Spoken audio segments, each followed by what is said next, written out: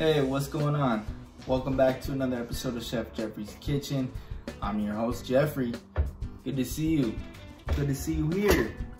Oh shit, dropped my damn shit here. Hopefully that will.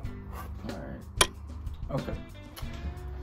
So glad to have you here. And first of all, I wanted to talk today about consistency. I had a client of mine who was what she thought was like super consistent with her nutrition. She was on top of it. She tracked her calories. She was weighing herself every single day. She took body measurements, all that good stuff. But for some reason, that scale was not going down. She was not making progress, right? So I'm gonna hold this up by hand. Here we go. She was not making progress. And she was frustrated. Like, wouldn't you be frustrated if you walked in to a coach, you asked them for help, you were paying them, and you weren't getting results? I'd be frustrated too, right? So we addressed a couple things, because I had a feeling it wasn't because of the calories she was on or her metabolism or anything like that. It's what people might think it would be. However, what we talked about is consistency. If you can't see that, it says consistency calendar. Shout out to my friend Jordan. He taught me about this consistency calendar, and it has been literally a game changer in my own personal program, okay? So pretty much what you do is you buy a shitty calendar from Dollar Tree. It doesn't have to be a shitty calendar. It can be one with golden retriever puppies on it. But buy a shitty calendar. Start marking X's and O's. X's are days that you completed your protein, your calories, your workouts, days that you were consistent. You can be like, for sure, I was 100% consistent today. I'm putting an X. On days that you were not 100% consistent, I don't care if you went over 20 grams of protein, or if you were under 100 calories, or if you were over 100 calories, I want you to put an X. So that way you can see how consistent you're being. Okay, at the end of the month, you'll shoot for a goal of being 80% consistent and having 20% flexibility. 80% consistent, 20% flexibility.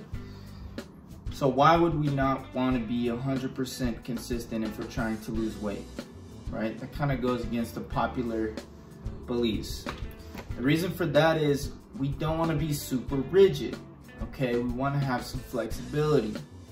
If we don't have flexibility in a program, we're not even living our lives. Is it a program that we could follow for the rest of our life? Is it a lifestyle, or is this just a short-term band-aid on the problem, right? Speaking of band-aids, I cut my finger. I don't know if you can see that, but cut the tip of my fingernail right off. That's what happens when you're aggressively cutting watermelons. Anyways, that's for another story. So a lot of people will try and rush things, and they have this time expectation. They're like, I need to lose this much weight in this much time. And where this expectation comes from is usually from some sort of marketing or some sort of weird expectation that they came up in their own head. A lot of people think that 10 pounds a month of weight loss is sustainable, 5 pounds a month of weight loss is sustainable.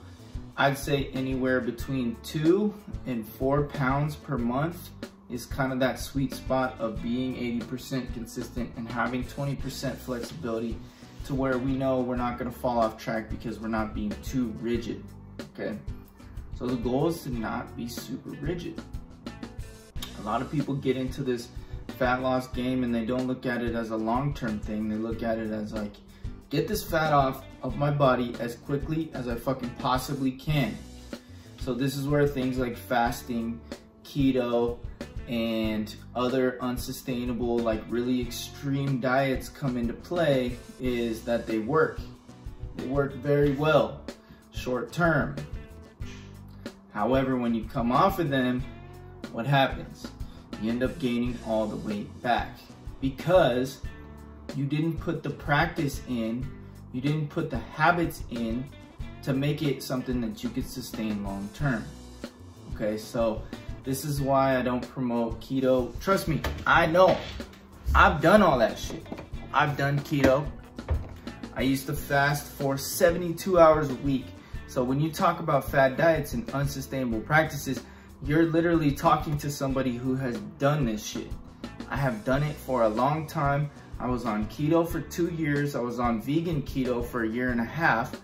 I was fasting. I was doing intermittent fasting for like 5 years because I read Ori Hofmeckler's Warrior Diet, and I was juicing, and I was going on cleanses, and I was doing, trust me, I was doing all this shit, and I ended up having terrible digestive problems, bad relationship with food, some weight I could not get off.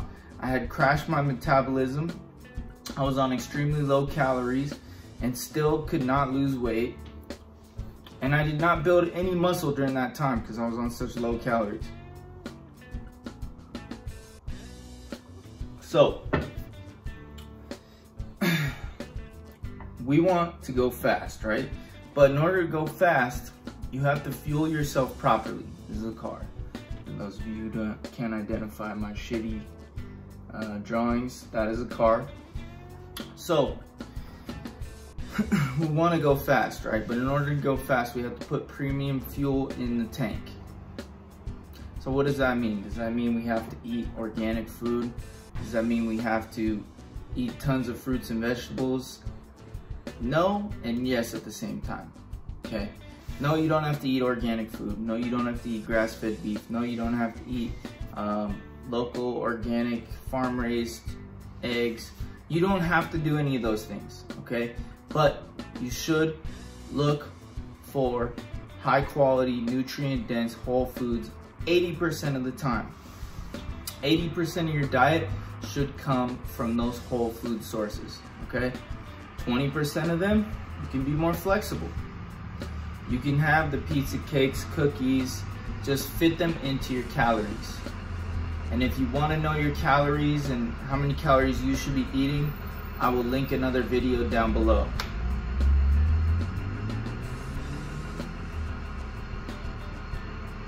People just leave their trucks on out here.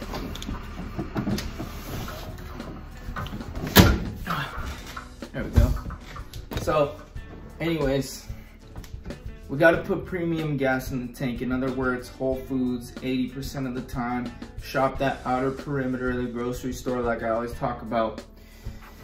And then don't throw in the towel, all right? That's a terrible drawing of a towel, okay?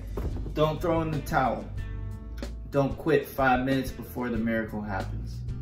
Because a lot of times that whoosh effect is very real, and what happens is pretty much the fat cells mobilize and they all kind of leave the body at once. But what might happen is the scale might spike up right before that, or you might get discouraged because 1 week you might have gained a ½ pound on average, and then the next week after that you may drop 2 pounds, okay? So this is a long-term sustainable approach, and I promise you, if you follow this for 6 months, 9 months, a year, you will find food freedom. You will find a diet that you can eat for the rest of your life. You don't ever have to restrict foods again.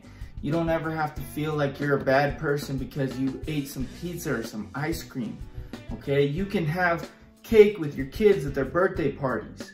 You can go out to eat with your mom, right? And you can go to your mom's house for Thanksgiving and have lasagna. And I'm Italian, so that's what we ate at Thanksgiving.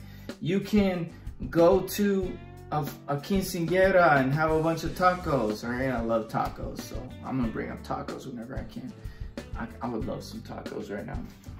So don't throw in the towel, all right? Don't do it. Don't quit 5 minutes before the miracle happens. Like this is me motivating you so that you stay in the game. Stick with the game. Stick with the plan, all right? If you eat the same calories for a month and you don't lose a pound, do it for another month.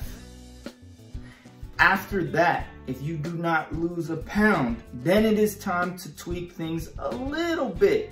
You might need to get in some more steps. You might need to eat just a little bit less. You might need to increase your protein. You might need to drop those calories just a little bit, but not a lot. Not a lot. Don't make drastic changes. Don't jump into intermittent fasting because your friends started talking about it. Don't get on keto because Karen at the office told you she lost 50 pounds in 6 months. None of that shit is going to work in the long term. And this is what we're doing. We're looking at the long-term approach. All right.